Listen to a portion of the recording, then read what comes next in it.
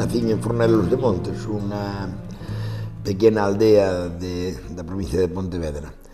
Bueno, con 5 anos vin para Lisboa. Aquí vivía xa o meu pai, que emigrou moi novo. O meu pai era un humilde traballador dunha taberna onde se vendía carbón e se vendía viño, era un empleado. Bueno, tiña novia ali na aldea, como todos os inmigrantes, casou, tuvo fillos. A diferencia é que a miña nai decidiu non facer como tantas outras mulleres galegas que pasaban toda a súa vida na aldea e o marido na emigración. A miña nai nunca deixou de falar galego porque na calle, na rúa, fala un galego con algo de portugués. A lingua crea unha gran identificación entre Portugal e a Galicia.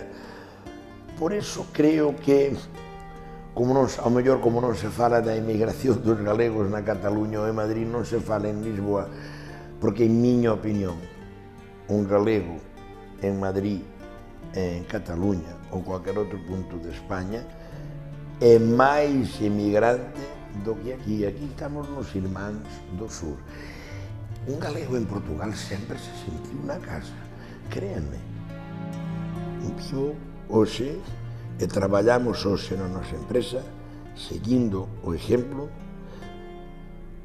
hasta me emociona decirlo, seguir o exemplo dos galegos que andan polo mundo e seguir o exemplo destes galegos humildes que en este país axudaron a crecer este país, Portugal, traballando sempre con humildade e facéndose respetar. E os galegos en Portugal son respetados, que máis non sea polo respeto e pola memoria dos outros galegos. Nós, que temos un traballo que quizás dea máis nas vistas, chame máis a atención que os outros, temos unha maior exposición, temos que ter un maior cuidado.